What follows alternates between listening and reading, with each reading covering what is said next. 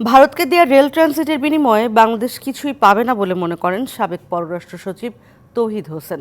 সামনে বাংলাদেশের আরও কয়েকটি রুটে ভারতীয় ট্রেন চলাচলের সম্ভাবনাও দেখছেন তিনি। আর যোগাযোগ বিশেষজ্ঞরা বলছেন, যে অংশের রেল লাইন ব্যবহার করবে তার উন্নয়ন ও ব্যবস্থাপনার টাকা যেন ভারত থেকে নেওয়া হয়। যদিও রেলপথ মন্ত্রণালয় বলছে এসব বিষয়ের কোনো সিদ্ধান্ত এখনো হয়নি। প্রধানমন্ত্রী শেখ হাসিনার ভারত সফরে 10টি সমঝোতা স্মারক সই হয়। সেগুলোর একটি হচ্ছে রেল ট্রানজিট। এটি বাস্তবায়ন হলে বাংলাদেশের ভূখণ্ড ব্যবহার করে রেল যুগে পণ্য সরবরাহের সুবিধা পাবে ভারত। এর ফলে বাংলাদেশ আসলে কি পাবে?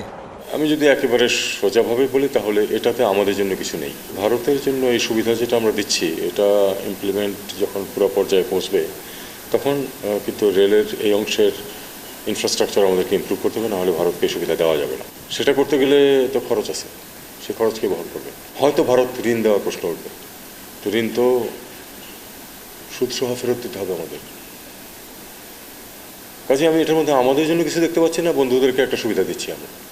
এ সমঝোতা অনুযায়ী ভারতীয় ট্রেন পশ্চিমবঙ্গের গেদে সীমান্ত দিয়ে বাংলাদেশের চুয়াডাঙ্গায় প্রবেশ করবে। এরপর দর্শনা স্টেশন থেকে ঈশ্বরদী, নাটোরের আব্দুলপুর, দিনাজপুরের পার্বতীপুর, নীলফামারীর চিলাহাটি হয়ে ভারতের পশ্চিমবঙ্গের কুচবিহার জেলার হলদিবাড়ি স্টেশনে যাবে।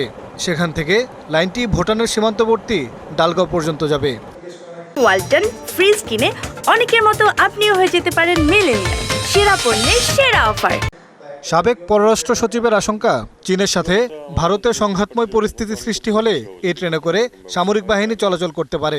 চীনের সাথে তাদের যে সংঘাতময় সম্পর্ক আছে সেটা তো আমরা উড়িয়ে দিতে পারি না। যে কোনো সময় একটা তাদের মধ্যে একটা বর্ডার ওয়ার খুবই সম্ভব, এবং তখন যদি এই লাইন চালু থাকে তখন আমরা কি করে নিশ্চিন্ত হব যে তারা এই পথে কোনো সামরিক সরঞ্জাম অথবা সৈনিক বহন করবে না। যদি করে সেক্ষেত্রে চীন কি এটাকে একটি বৈরী আচরণ হিসাবে দেখবে না? আমাদের অনিচ্ছায় এটাকে বৈরী আচরণে পরিণত হতো। এই জিনিসগুলি সব বিবেচনা করা উচিত।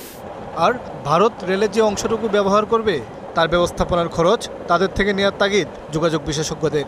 যেহেতু তারা সরাসরি আমাদের অবকাঠামো ব্যবহার করছে, তাহলে আমাদের রেলপথের যে একটা অবচয় হবে আগামী 10 বছর বা 20 বছর, সেই প্রাক্কলন কিন্তু আমাদের থাকতে হবে, এবং মাসুল নির্ধারণের ক্ষেত্রে এই অবচয়ের হিসাবটাও কিন্তু আমাদের বিবেচনায় নেওয়া উচিত। তবে রেলওয়ে কর্মকর্তারা বলছেন, মাসুল, ব্যবস্থাপনা খরচ এসব নিয়ে এখনও কোনো সিদ্ধান্ত হয়নি।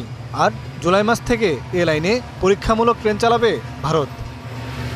মোহন ইসলাম, ডিবিসি নিউজ, ঢাকা।